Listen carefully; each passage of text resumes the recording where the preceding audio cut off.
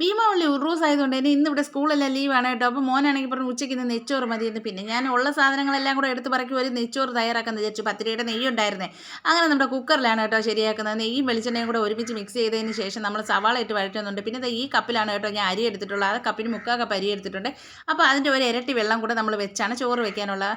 അതിനുശേഷം ഞാനാണെങ്കിൽ ഇതാ സവാള വഴണ്ടി വന്നപ്പോഴത്തേക്കും തക്കോലവും ഗ്രാമ്പും പട്ടയൊക്കെ ഇട്ട് കൊടുത്ത് ഒന്ന് വഴറ്റിയെടുത്തിട്ടുണ്ട്. ഇഞ്ചി വെളുത്തുള്ളി പേസ്റ്റ് ചേർത്തിട്ടുണ്ട്. അതും ഒന്ന് വഴറ്റിയതിന് ശേഷം തക്കാളിയും ക്യാരറ്റും ഒക്കെ ഇട്ട് ഒന്നുകൂടെ ഇളക്കി കൊടുത്തിട്ടുണ്ട്. ഇച്ചിരി ഗരം മസാല കൂടെ ചേർത്ത് കൊടുത്തിട്ടുണ്ട്. അതിനുശേഷം നമ്മൾ ഇരട്ടി വെള്ളം കൂടെ അതിലേക്ക് ഒഴിച്ച് ഉപ്പൊക്കെ ഇട്ട് തിളയ്ക്കാനായിട്ട് വെച്ചിട്ടുണ്ട്. തിളച്ച് വരുമ്പോഴത്തേക്കും നമ്മുടെ അരി കൂടെ അതിലോട്ട് ഇട്ട് കൊടുക്കുക. അതിലേക്ക് നമ്മുടെ മല്ലിയില, പുതിനയില, രമ്പയില അങ്ങനെയുള്ള ഇലകളൊക്കെ ഇട്ട് കുറച്ച് നെയ്യും കൂടെ വീട്ടി അടച്ചങ്ങ് വെക്കുക കേട്ടോ. അപ്പോൾ ഒരു വിസിൽ കുറച്ച് നേരം ഓഫ് ചെയ്തും കൂടെ ഇട്ടേക്കുമ്പോഴത്തേക്ക് കറക്റ്റ് വേവായിരിക്കും. അങ്ങനെ നമ്മൾ പയർ അവിച്ചിട്ടുള്ള ഒരു പരിപ്പാണ് കേട്ടോ ഇതിന് കറിയായിട്ട് എടുത്തിട്ടുള്ളത്. പിന്നെ പപ്പടം ഉണ്ട്. അങ്ങനെ ചോറെല്ലാം എന്ത് വന്നിട്ടുണ്ട്. നമ്മളെ കുട്ടിപ്പട്ടാളങ്ങളെല്ലാം ചോറ് കഴിക്കാൻ റെഡിയാണ്. അപ്പോൾ അവന്മാർക്കെല്ലാം ഞാൻ കൊടുത്തിട്ടുണ്ട്.